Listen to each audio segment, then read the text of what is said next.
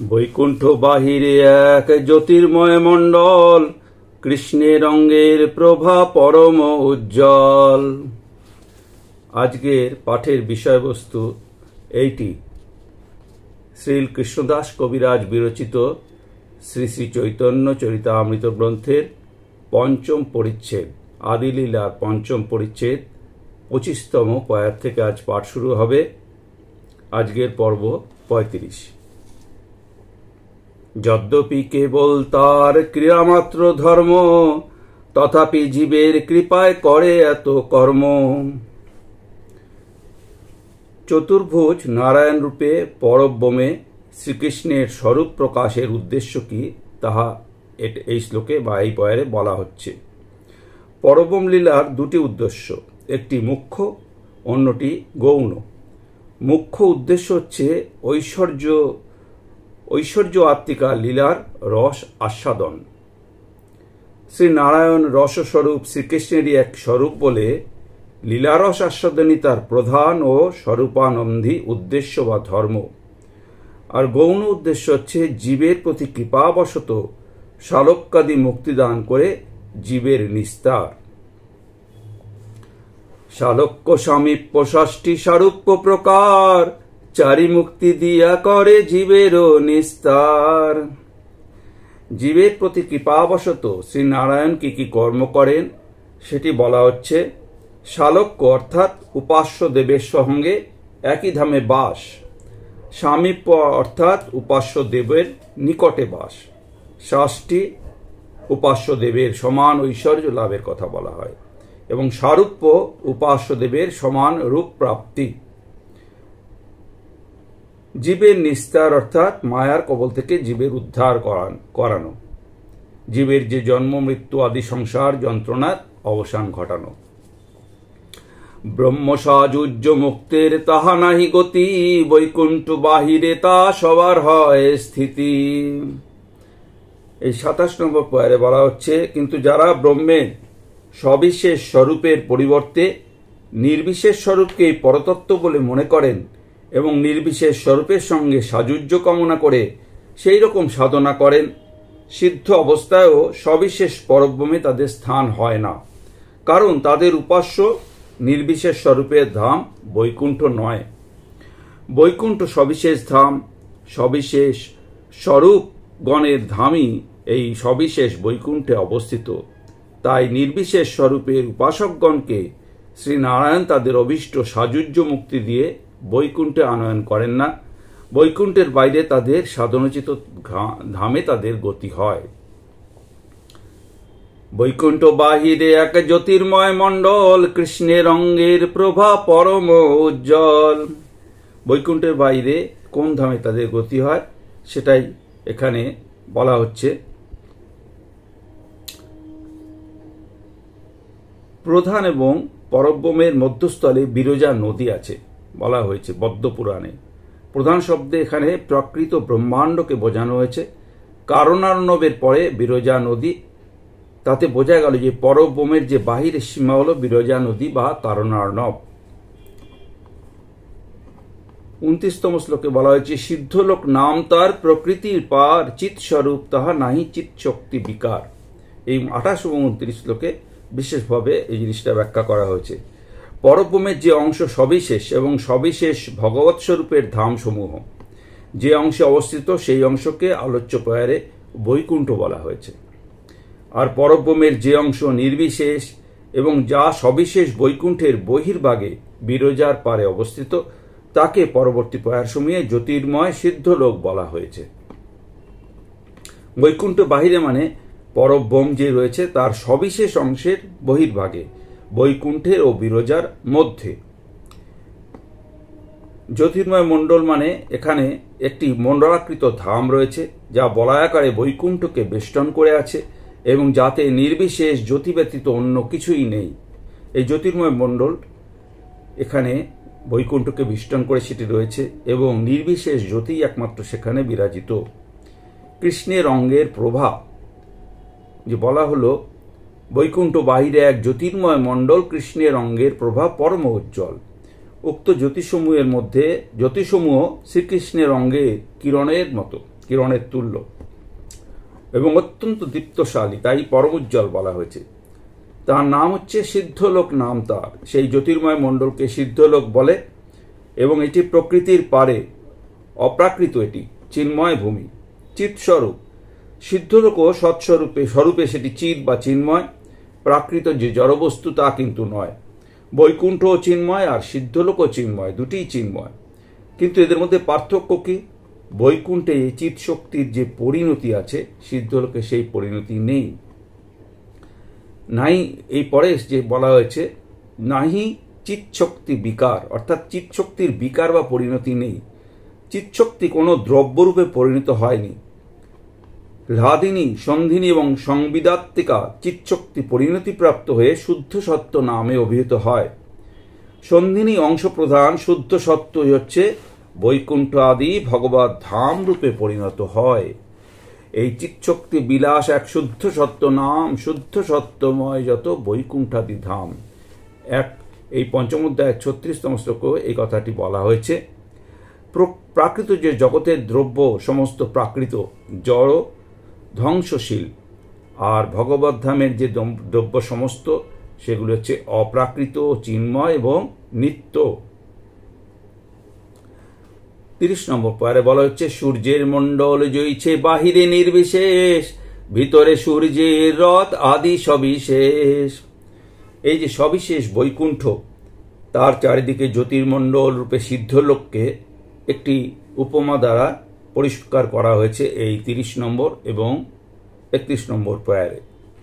সূর্যমণ্ডলের বাইরে নির্বিশেষ কিরণসমূহ দ্বারা আবৃত, কিন্তু ভিতরে সূর্যমণ্ডল মধ্যে যেমন সূর্যের রথ, অশ্ব প্রভৃতি সবিশেষ বস্তু আছে, সেই রকম বৈকুণ্ঠের বাইরে নির্বিশেষ জ্যোতির্মণ্ডল দ্বারা বেষ্টিত বৈকুণ্ঠ, কিন্তু চিৎশক্তির বিলাস প্রভাবে বৈকুণ্ঠ সবিশেষ বস্তু দ্বারা পরিপূর্ণ।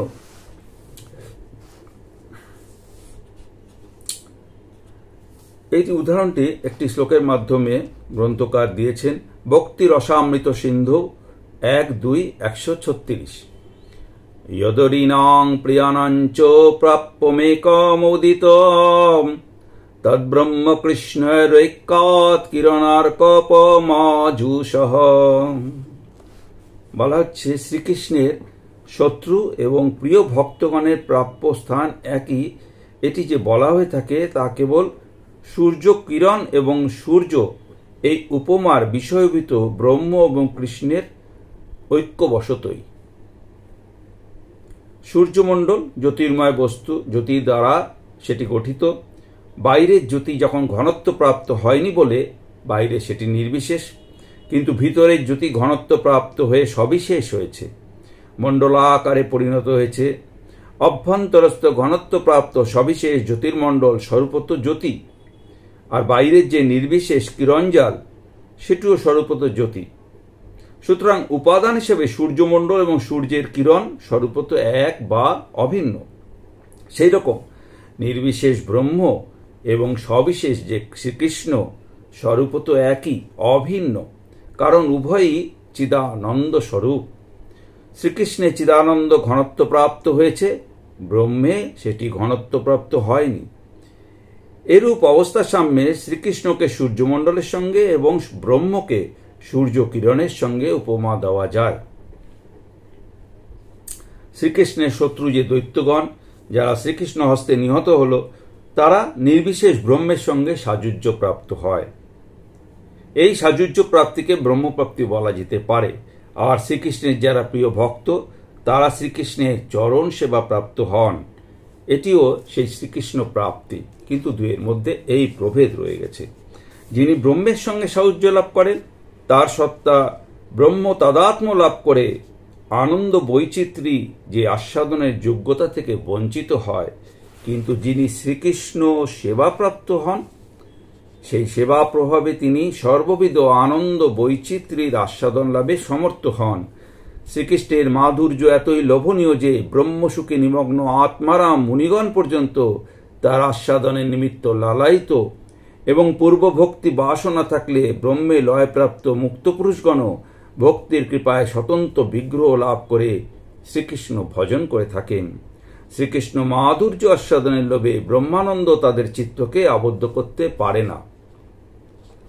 31 নম্বর পয়েরে বলা হয়েছে, তৈছে পর্বমে নানা চিৎশক্তি বিলাস, নির্বিশেষ জ্যোতির্বিম্ব বাহিরে প্রকাশ। তৈছে মানে তদ্রূপ, যে সূর্যমণ্ডলের ভিতরে যেমন সবিশেষ কিন্তু বাইরে নির্বিশেষ, সেটিকে অনুসরণ করে বলা হলো তৈছে। পরবম, এখানে পরবম শব্দ যেটা আমরা ইতিমধ্যে ব্যাখ্যা করেছি। নানা চিৎশক্তি বিলাস যেটা বলা হচ্ছে, চিৎশক্তি নানাবিধ বিলাস বা পরিণতি, যেটা বৈকুণ্ঠে চিৎশক্তি জল, স্থল, বৃক্ষ, লতা, পশু, পক্ষী, কীট, পতঙ্গ, শয্যা, আসন, ভূষণ, বসন সবকিছু নানাবিধ দ্রব্যরূপে পরিণত লাভ করেছে। এই চিৎশক্তি প্রাকৃত শক্তি নয় এটা। এইভাবে চিৎশক্তির পরিণতিতে বৈকুণ্ঠে হয়ে গেছে সবিশেষ ধাম। আর নির্বিশেষ হচ্ছে সেই জ্যোতির্লোক। নির্বিশেষ জ্যোতির্বিম্ব অর্থাৎ বৈকুণ্ঠের বাইরে বহির্ভাগে যে জ্যোতির্ময় মণ্ডল, যেটিকে সিদ্ধ লোক বলা হয়, সেটি নির্বিশেষ এবং নিরাকার। নির্বিশেষ ব্রহ্ম সেই কেবল জ্যোতির্ময়, সাযুজ্যের অধিকারী তাহা পায় লয়। এইবার সেই নির্বিশেষ ব্রহ্ম, সেই জ্যোতির্ময় সিদ্ধ লোকের কথা বলা হচ্ছে, যে বৈকুণ্ঠের বাইরে যে নির্বিশেষ জ্যোতির্ময় চিৎবস্তু আছে তা নির্বিশেষ ব্রহ্ম।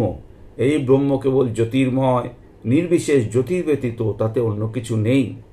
যারা সাযুজ্য মুক্তির অর্থাৎ তার উপাস্য দেবতার সঙ্গে শ্রীকৃষ্ণ বা নারায়ণের সঙ্গে মুক্তির অধিকারী, তারা এই নির্বিশেষ জ্যোতির্ময় ব্রহ্মের সঙ্গে লয়প্রাপ্ত হয়। প্রশ্ন হতে পারে, ব্রহ্ম সাযুজ্যকামী সাধককে সাযুজ্য মুক্তি কে দিতে পারেন? সিদ্ধ লোকের নির্বিশেষ ব্রহ্ম সেটি দিতে পারে না, কারণ তিনি নিঃশক্তিক বা অব্যক্ত শক্তিক। মুক্তি দেওয়ার শক্তি তার মধ্যে বিকশিত হয়নি। বিশেষত আগে মায়ার কবল থেকে অব্যাহতি পাওয়া চাই, তারপরই মুক্তি। জীব নিজের শক্তিতে দূরত্বয়া দৈবী মায়ার কবল থেকে অব্যাহতি পেতে পারে না। শ্রী ভগবানের শরণাপন্ন হলে শ্রী ভগবান কৃপা করে জীবকে মায়ামুক্ত করে দিতে পারেন। গীতাতেও বলা হয়েছে, দৈবী হেষা গুণময়ী মম মায়া দূরত্বয়া মামে বোঝে প্রপদ্যন্তে মায়ামেতাং তরন্তিতে। 7:14 মায়া ঈশ্বরের শক্তি, ঈশ্বর ব্যতীত অপর কেহই ইহাকে জয় করতে পারবে না। নির্বিশেষ ব্রহ্ম সাযুজ্যকামী জ্ঞানমার্গের যে উপাসকগণ, তারা পরম ভৌমধিপতি নারায়ণকে নির্বিশেষ ব্রহ্মরূপে অনুভব করেন। শ্রী নারায়ণ ব্যতীত আর কেই বা তাদের এই অনুভব জন্মাবেন? কাজেই সিদ্ধ লোকে সাযুজ্য মুক্তি দানের ক্ষমতাও এই পরম ভৌমধিপতি শ্রী নারায়ণেরই বলে মনে করা হয়। তাহলে পঞ্চপিতা মুক্তি শ্রীনারায়ণ দিয়ে থাকেন। শালক্যাদি যে 4 রকমের মুক্তি দিয়ে ভক্ত সাধককে তিনি সবিশেষ বৈকুণ্ঠ ধামে রাখেন, আর সাযুজ্য মুক্তি দিয়ে জ্ঞান মার্গের সাধককে সিদ্ধ লোকে রাখেন। এটি একটি শ্লোকের মাধ্যমে গ্রন্থকার বিস্তারিত করেছেন। তথাই ভক্তি রসামৃত সিন্ধু 1:2-138 ব্রহ্মাণ্ড পুরাণ বচনম সিদ্ধলোকস্তু তমসঃ পারে যত্র বসন্তিঃ সিদ্ধা ব্রহ্মসুখে মগ্না দৈত্যাশ্চ হরিণা হতাঃ। বলা হচ্ছে যে মায়ার বহির্ভাগে যে সিদ্ধলোক অবস্থিত, সেই সিদ্ধলোকে নির্ভেদ ব্রহ্মোপাসনায় সিদ্ধ ব্যক্তিগণ এবং শ্রীহরি কর্তৃক নিহত দৈত্যগণ ব্রহ্মসুখে নিমগ্ন হয়ে বাস করেন। এই শ্লোকে বলা হলো যে সিদ্ধ লোকস্তু তমস পারে, অর্থাৎ সিদ্ধলোক প্রকৃতির বহির্ভাগে। লঘু ভাগবত অমৃত ধৃত পদ্মপুরাণ বচনে জানা যায়, প্রধান পরব্রহ্ম অন্তরে বিরজা নদী, অর্থাৎ প্রধান বা প্রকৃতি বা মায়িক ব্রহ্মাণ্ড, যে মায়িক ব্রহ্মাণ্ডের শেষ সীমা প্রকৃতির অষ্টম আবরণ, যেটি ত্রিগুণাত্মিকা প্রকৃতি, ও পরব্রহ্মের মধ্যে হচ্ছে বিরজা নদী। অর্থাৎ মায়িক যে ত্রিগুণাত্মিকা প্রকৃতি তার অষ্টম আবরণের পরে এবং পরব্রহ্মের মধ্যে বিরজা নদী বা কারণার্ণব অবস্থিত। এখানে জানা গেল যে প্রকৃতির অষ্টম আবরণের পরেই কারণার্ণব বা কারণ সলিল। প্রকৃতির অষ্টম আবরণ ও কারণার্ণব এক বা অভিন্ন কিন্তু বস্তু নয়, অভিন্ন হতে পারে না। প্রকৃতি হচ্ছে ত্রিগুণাত্মিকা এবং মায়া। আর কারণার্ণব হচ্ছে চিন্ময় জল, সেই পরম কারণ, যার এক কণা গঙ্গা পতিত পাবন। 1:46। স্বরূপে উভয় বিভিন্ন। শ্রীমদ্ ভাগবত থেকে জানা যায়, একটি ঘটনার কথা বলা হচ্ছে, যেখানে শ্রীমদ্ ভাগবতে বর্ণিত আছে যে এক ব্রাহ্মণের পুত্রদিগকে সেই ফিরিয়ে আনার জন্য অর্জুনকে নিয়ে শ্রীকৃষ্ণ যখন দ্বারকা থেকে দিব্য রথযোগে মহাকালপুরের দিকে যাত্রা করেছিলেন, তখন তিনি সপ্তদ্বীপ, সপ্ত সমুদ্র, সপ্তগিরি, লোকালোক, পর্বত আদি অতিক্রম করে এক নিবিড় অন্ধকারে প্রবেশ করলেন। শ্রীমদ্ ভাগবতের 10:89-47। চক্র দ্বারা তিনি সেই অন্ধকারকে ভেদ করে অগ্রসর হলেন। এই অন্ধকারকে শ্রীপাদ সনাতন গোস্বামী এবং শ্রীপাদ বিশ্বনাথ চক্রবর্তী প্রকৃতির সপ্ত আবরণ বলেছেন। তখন সেই অন্ধকার পার হওয়ার পরে অন্ধকারের দূরে বর্তমান এক অনন্ত পার সর্বব্যাপী দিব্য জ্যোতি দেখে অর্জুনের চক্ষু যেন ঝলসিয়ে যেতে লাগল। এই যে জ্যোতি তিনি দেখলেন, এটি হচ্ছে প্রকৃতির অষ্টম আবরণের পরে এক চিন্ময় সর্বব্যাপী জ্যোতি, সর্বব্যাপক জ্যোতি। এই প্রসঙ্গে বিভিন্ন শাস্ত্রগ্রন্থে উদ্ধৃত করে শ্রীপাদ চক্রবর্তী দেখিয়েছেন যে এই ব্যাপক জ্যোতি সম্বন্ধে শ্রীকৃষ্ণ অর্জুনকে বলেছেন যে ব্রহ্ম তেজময়ং দিব্যং মহৎ যদৃষ্টবানসি। যে তেজ দৃষ্ট হয়েছিল তা মায়াতীত ব্রহ্মতেজ, শ্রীকৃষ্ণেরই স্বরূপ শক্তি। এরপরে কৃষ্ণ অর্জুন সেই উত্তাল তরঙ্গমালাকুল সংকুল এক সলিলে প্রবেশ করলেন। তত প্রবিষ্ট সলিলং নবস্বতা বলীয় সৈযদ বৃহৎ ঊর্মি ভূষণম। শ্রীমদ্ ভাগবতে 10:89-52। অর্থাৎ সেই স্বরূপ শক্তিরূপ ব্রহ্মজ্যোতির মধ্যে সেই তেজজনিত অপ্রাকৃত সলিল বা জল। এ থেকে বোঝা যায় যে এই জ্যোতি দেখে অর্জুনের চোখ যে ঝলসি যাচ্ছিল, সেটি সেই চিন্ময় জলেরই জ্যোতি। এই জলটি কি বস্তু তা শ্রীপাদ চক্রবর্তী, বিশ্বনাথ চক্রবর্তী পরিষ্কার করে বলেছেন যে সলিলমিতি কারণার্ণব উদকম। এই জল হলো সেই কারণার্ণবের জল। এই কারণার্ণবের জলের মধ্যেই মহাকালপুর, যে পুরে পরম অধিপতি নারায়ণ মহাকাল রূপে অবস্থান করেন। এই দ্বিজের পুত্রদিগকে আনয়ন করবার জন্য শ্রীকৃষ্ণ অর্জুন এই মহাকালপুরে গিয়েছিলেন এবং সেখান থেকে তাদেরকে নিয়ে এসেছিলেন। এই আলোচনায় বোঝা গেল যে প্রকৃতির অষ্টম আবরণ কারণার্ণব নয়, অষ্টম আবরণের পরে বা ঊর্ধ্বেই এই চিন্ময় জলপূর্ণ কারণার্ণব। মায়া হচ্ছে ত্রিগুণাত্মিকা, কারণার্ণব ত্রিগুণাতীত চিন্ময় স্বরূপ শক্তির বৃত্তিবিশেষ বলে বলা হয়েছে। মায়া শক্তি রহে কারণাব্দির বাহিরে। কারণ সমুদ্র মায়া প্রবেশিতে পরশিতে নারে। 1:5-49। মায়া কারণ সমুদ্রের বাইরে থাকে বলে সৃষ্টির প্রাক্কালে সেই কারণার্ণবশাহী পুরুষ দূর থেকে মায়ার প্রতি দৃষ্টি করেন। দূর হইতে পুরুষ করে মায়াতে অবধান, জীবরূপ বীর্য তাতে করেন আধান। 1:5-57। এরপরে 33তম পয়ার। সেই পরবমে নারায়ণের চারিপাশে দ্বারকা চতুর্ব্যূহের দ্বিতীয় প্রকাশে। 34তম পয়ার।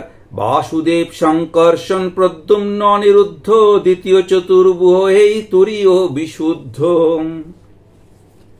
সেই পরবমে, অর্থাৎ সেই যে পরবমের কথা আমরা এতক্ষণ আলোচনা করলাম, সেখানে শ্রীকৃষ্ণ চতুর্ভুজ নারায়ণ রূপে মহালক্ষ্মী আদির সঙ্গে লীলারস আস্বাদন করছেন এবং জীবের প্রতি কৃপাবশত শালক্য আদি চতুর্বুধা মুক্তি দিয়ে ভগবান জীবসমূহকে পরবমের যে সবিশেষ অংশ বৈকুণ্ঠে স্থান দিচ্ছেন এবং ব্রহ্ম সাযুজ্য মুক্তির অধিকারী দিগকে পরবমের নির্বিশেষ অংশ বা সিদ্ধ লোকে তিনি নির্বিশেষ ব্রহ্মের সঙ্গে তাদাত্ম্য বা লয় প্রাপ্তি করাচ্ছেন। সেই পরবম নারায়ণের বলা হয়েছে। সেই পরবমে নারায়ণের চারিপাশে, নারায়ণের মানে পরবম অধিপতি নারায়ণের চারপাশে, পূর্বে দক্ষিণে পশ্চিমে এবং উত্তরে দ্বারকা চতুর্ব্যূহের অর্থাৎ বাসুদেব সংকর্ষণ প্রদ্যুম্ন অনিরুদ্ধ নামে দ্বারকায় যে 4টি ব্যূহ আছে তাদের কথা বলা হয়েছে। দ্বিতীয় প্রকাশ। দ্বিতীয় প্রকাশ কেন বলা হলো? দ্বিতীয় অভিব্যক্তি।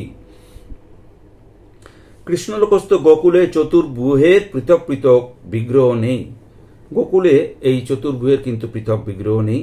দ্বারকা মথুরায় চতুর্ভুজের পৃথক পৃথক অভিব্যক্তি আছে, কিন্তু দ্বারকা মথুরায় এই চতুর্ভুজের পৃথক পৃথক মূর্তি আছে।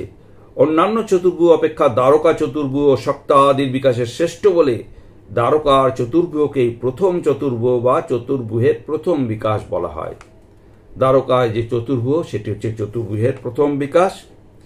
সপ্তাদি বিকাশের হিসাবে দ্বারকা চতুর্ভুজের পরেই পরবম চতুর্ভুজের স্থান। পরবমেও একটি চতুর্ভুজ আছে, এটিকে দ্বিতীয় চতুর্ভুজ, দ্বিতীয় বিকাশ বলা হচ্ছে, প্রকাশ বা আবির্ভাব বলা হচ্ছে। পরবম চতুর্ভুজের নামও সেই একই, বাসুদেব, শঙ্কর্ষণ, প্রদ্যুম্ন ও অনিরুদ্ধ। এরা দ্বিতীয় চতুর্ভুজ বা পরবমের চতুর্ভুজ। দ্বারকা চতুর্ভুজ হচ্ছে প্রথম, আর পরবমের চতুর্ভুজ হচ্ছে দ্বিতীয় প্রকাশ। 35তম পয়ের বলেছে, তাহা যে রামের স্বরূপ মহাসংকর্ষণ, চিৎশক্তি আশ্রয় তাহা কারণের কারণ। এখানে যে চতুর্ভুজের কথা বলা হলো সেটি বলেনি আগে। বাসুদেব হচ্ছে প্রথম ভুজ, ইনি পরম নাথের বিলাস এবং সকলের অন্তর্যামী পরমাত্মা। মহাবৈকুণ্ঠনাথস্য বিলাসত্বেন বিস্মৃত। পরমাত্মা বল, জ্ঞান, বীর্য, তেজ অভিরণ্বিত। লঘু ভাগবতে 165তে বলা হয়েছে। ইনি চিত্তের অধিষ্ঠাত্রী দেবতা, তাই চিত্তে উপাস্য এবং ইনি বিশুদ্ধ সত্যের অধিষ্ঠান। এরপরে হচ্ছে শঙ্কর্ষণ, তিনি হচ্ছেন দ্বিতীয় বুহ। ইনি বাসুদেবের বিলাস বা সাংস এবং সকল জীবের প্রাদুর্ভাবের আস্পদ, তাই ইহাকে জীব বা সমষ্টি জীব বলা হয়, লঘু ভাগবতে বলা হয়েছে। ইনি অহংকার তত্ত্বে উপাস্য, ইনি ক্রিয়াশক্তি প্রধান শঙ্কর্ষণ বলরাম, একথা বলা হয়েছে এই লঘু ভাগবতে। অহংকারের অধিষ্ঠাতা কৃষ্ণের ইচ্ছায় গোলকে বৈকুণ্ঠে সৃজের চিৎশক্তি দ্বারায়। প্রদ্যুম্ন হচ্ছে তৃতীয় বুহ, ইনি শঙ্কর্ষণের বিলাস মূর্তি, বুদ্ধিতত্ত্বে এনার উপাসনা। কেউ কেউ বলেন ইনি মনের অধিদেবতা। ইনি বিশ্ব সৃষ্টির নিদান এবং ইনি স্বীয় সৃষ্টিশক্তি কন্দর্পে নিহিত করেছেন। অনিরুদ্ধ হচ্ছে চতুর্থ বুহ, ইনি প্রদ্যুম্নের বিলাস মূর্তি, মনস্তত্ত্বের উপাসনা। কেউ কেউ বলেন ইনি অহংকারের অধিদেবতা। 35তম পয়েরে বলা হলো, এখন এই পরবমে শ্রী বলরামের যে রূপ আছে তার কথা বলছেন। পরবম চতুর্ভুজের দ্বিতীয় বুহ যে শঙ্কর্ষণ, তিনি হচ্ছেন বলরামের এক স্বরূপ। সেই পরবম চতুর্ভুজ মধ্যে শ্রী বলরামের যে স্বরূপ মহাসংকর্ষণ, দ্বিতীয় বুহ সংকর্ষণকেই এখানে মহাসংকর্ষণ বলা হয়েছে। শেষাদিকেও সংকর্ষণ বলা হয়। তাদের থেকে শ্রেষ্ঠ এবং তাদের মূল বলে পরবমের সংকর্ষণকে মহাসংকর্ষণ বলা হয়েছে। এই সংকর্ষণই সমস্ত জীবের প্রাদুর্ভাবের আস্পদ, অর্থাৎ এই সংকর্ষণ থেকে সমস্ত জীব উদ্ভূত হয়। মহাপ্রলয়ে ইনি সমস্ত সাধককে, সমস্ত জীবকে আকর্ষণ করে ইনি এই কারণার্ণবশায়ীর মধ্যে নিয়ে আসেন, এই জন্য এনাকে সংকর্ষণ বলা হয়। প্রলয়াদৌ জগৎকর্ষণাৎ সংকর্ষণ, শ্রী ভাগবতে 10:2-13 শ্লোক তোষণী। লঘু এরপরে বলা হচ্ছে যে চিৎ শক্তি বলা হয়েছে এখানে। চিৎ শক্তি আশ্রয় তিহ কারণের কারণ। সেই চিৎ শক্তি হচ্ছে লাদিনী, সন্দিনী, সংবিত, এই তিনটি শক্তিকে চিৎ শক্তি বলা হয়। এই পয়েরে সংকর্ষণকে চিৎ শক্তির আশ্রয় বলা হয়েছে, কিন্তু চিৎ শক্তি স্বরূপত পূর্ণ শক্তিমান শ্রীকৃষ্ণেরই শক্তি। সুতরাং চিৎ শক্তির আশ্রয় শ্রীকৃষ্ণই, অন্য কেউ নন। পরবর্তী 2 পয়ের থেকে বোঝা যাবে যে শ্রীকৃষ্ণের ইচ্ছায় সেই চিৎশক্তিরূপ যে উপাদান দ্বারাই শ্রী শঙ্কর্ষণ বৈকুণ্ঠ আদি ভগবত ধাম সকল প্রকটিত করেছেন। অর্থাৎ শ্রীকৃষ্ণের ইচ্ছাতেই শ্রী শঙ্কর্ষণ এই যে চিৎশক্তির উপাদান দিয়ে বৈকুণ্ঠ আদি যে ভগবত ধাম সকল সেগুলোকে তিনি প্রকট করেছেন। তাতে বোঝা গেল যে বৈকুণ্ঠ আদি ভগবত ধামসমূহ যে চিৎশক্তির অংশের বিলাস, সেই অংশের অধ্যক্ষ বা নিয়ন্তা হচ্ছে শ্রী শঙ্কর্ষণ। এখানে আশ্রয়, অধ্যক্ষ বা নিয়ন্তা সেই শঙ্কর্ষণকে বলা হয়েছে। তিনি কারণের কারণ, জগতের নিমিত্ত এবং উপাদান কারণ যে পুরুষাদি অবতার। আর এই যে জগৎ, এর নিমিত্ত উপাদান কারণ হচ্ছে যে পুরুষাদি অবতার, তাদেরও কারণ হচ্ছে মূল শ্রী শঙ্কর্ষণ, যেহেতু শঙ্কর্ষণই পুরুষাদির আবির্ভাব। 36 এবং 37। চিৎশক্তি বিলাস এক শুদ্ধ সত্য নাম, শুদ্ধ সত্যময় যত বৈকুণ্ঠাদিধাম, সর্ববিদ ঐশ্বর্য তাহা সকল চিন্ময়, সংকর্ষণের বিভূতি সব জানিও নিশ্চয়। চিৎশক্তির আশ্রয় বা নিয়ন্ত্ররূপে শ্রী সংকর্ষণ কি কার্য করেন সেটি বলছেন। চিৎশক্তি দ্বারা তিনি বৈকুণ্ঠ আদি ভগবত ধাম সকল প্রকটিত করেন এবং ওই সকল ধাম স্থিত সর্ববিদ ঐশ্বর্যকেও প্রকটিত করেন। আজকের মতো পাঠ আমাদের এখানেই সমাপ্ত হল। ওম শ্রীকৃষ্ণার্পণমস্তু। হরি ওম তৎসৎ।